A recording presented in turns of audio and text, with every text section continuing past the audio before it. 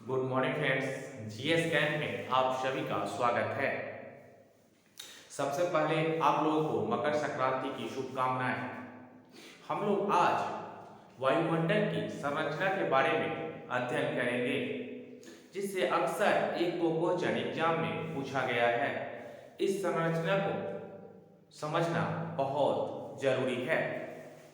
चलिए हम लोग देखते हैं। सबसे पहले हम लोग इस फिगर को ध्यान से देखिए आप लोग। सबसे पहले नीचे होता है क्षोभ मंडल, जिसे हम लोग संवहन मंडल के नाम से भी जानते हैं और अधोमंडल के नाम से भी जानते हैं, जिसे इंग्लिश में ट्रोपोस्फियर कहा जाता है। इंग्लिश में इसे क्या कहा जाता है? ट्रोपोस्फियर। और इसकी जो है, ये जो है पृथ्वी है। इसकी ऊंचाई जो है पृथ्वी से 8 किलोमीटर से लेकर 18 किलोमीटर तक लगभग बताया जाता है। और इसमें जितने भी जैविक क्रियाएं हैं इसी मंडल में, क्षोभ मंडल में होता है। यहां पर जैसे बादल, आंधी और वर्षा, बादल का बनना, वर्षा होना और आंधी तूफान आना, ये इसी मंडल में होता है, क्षोभ मंडल। क्योंकि ये पृथ्वी से सबसे जो है ये निचला परत है और इसकी ऊंचाई जो है विषुवत रेखा पर अधिक होता है और ध्रुव पर कम होता है। ये बात आपको याद रखना होगा। हम लोग क्षोभ मंडल से ऊपरी सीमा में जाते हैं तो 18 से 50 किलोमीटर, और उससे ऊपरी सीमा में जाते हैं तो 50 से 80 किलोमीटर, और उसके ऊपरी सीमा में जाते हैं तो 80 से 400 किलोमीटर, और उसके ऊपर जो जाते हैं तो उसको एक्सोस्फीयर कहा जाता है, यानी परिमंडल या बाह्य मंडल कहा जाता है। हम लोग समताप मंडल को देखते हैं, जिसे इंग्लिश में स्ट्रेटोस्फीयर कहा जाता है। सबसे पहले ये समझिए कि यहाँ पे O3 पाया जाता है। O3 का मतलब होता है ओजोन।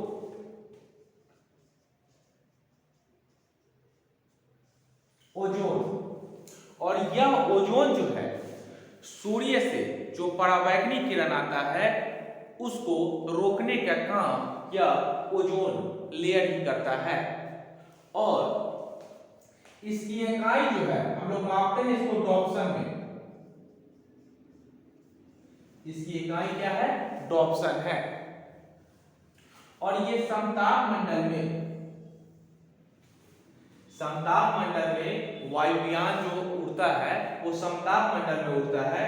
और समताप मंडल में ध्रुवों पर समताप मंडल की मोटाई जो है सबसे अधिक होता है। यहां पे हमने देखा कि क्षोभ मंडल में ऊंचाई विषुवत रेखा पर अधिक होता है और ध्रुव पर कम होता है, लेकिन समताप मंडल में ध्रुवों पर मोटाई सबसे अधिक होता है।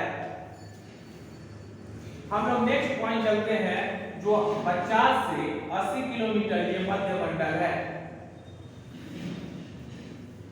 और उसके बाद जो है 80 से 400 किलोमीटर के बीच जो है आयन मंडल है, जिसे हम लोग आयनोस्फीयर कहते हैं। और आयनोस्फीयर या विद्युत आवेशित कण इसमें रहता है। आयनोस्फीयर, इसमें विद्युत आवेशित कण रहता है। और यहाँ पे संचार उपग्रह, जैसे हम लोग रेडियो, टेलीविजन, टीवी, ये जितने चीज देखते हैं यहाँ पे स्थापित किया जाता है संचार उपग्रह। और यहाँ पे एक लेयर होता है, डी लेयर होता है, ई लेयर होता है, एफ लेयर होता है और F2 लेयर होता है। और उसके बाद 400 से ऊपर जाएंगे लगभग 640 किलोमीटर तक तो बाह्य मंडल, जिसे एक्सोस्फीयर कहा जाता है। और इसमें जो है बाह्य मंडल में हाइड्रोजन और हीलियम की अधिकता होती है। हम लोग कुछ अदर पॉइंट देख लेते हैं। वायुमंडल में गैसों का मिश्रण जो है, वायुमंडल है गैसों का मिश्रण, और उसमें बहुत सारे गैस स्थित है और सबसे अधिक गैस जो है ये नाइट्रोजन होता है 78% और ऑक्सीजन जो है 20.9% होता है। आर्गन जो है 0.934% होता है और CO2 कार्बन डाइऑक्साइड 0.037% होता है। CO2 अक्सर एग्जाम में पूछा गया क्वेश्चन है। और वायुमंडल में कौन सी गैस सर्वाधिक है? तो नाइट्रोजन है। और ब्रह्मांड में कौन सा है? तो हाइड्रोजन है। हम लोग यहाँ पे देख लेते हैं कि एक अक्सर एग्जाम में क्वेश्चन पूछता है कि वायुमंडल में कौन सा अक्रिय गैस नहीं पाया जाता है? तो रेडॉन जो है यह अक्रिय गैस है।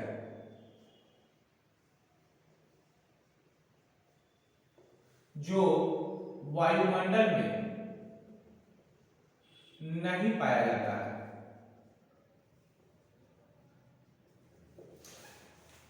और ऑक्सीजन जो है लगभग पृथ्वी के कक्षा से 65 किलोमीटर तक ऑक्सीजन आपको मिलेगा, उसके बाद ऑक्सीजन जो है नहीं मिलेगा।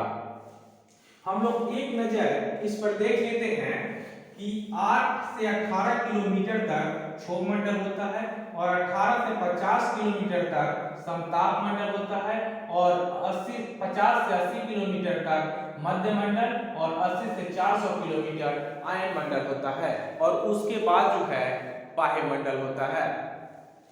ये अक्सर एग्जाम में इंग्लिश नाम भी पूछा गया है। आपको इंग्लिश नाम भी याद रखना है और हिंदी नाम भी याद रखना है। ये वीडियो आपको कैसा लगा कमेंट में जरूर बताइएगा दोस्तों। मिलते हैं नेक्स्ट वीडियो में। जय हिंद।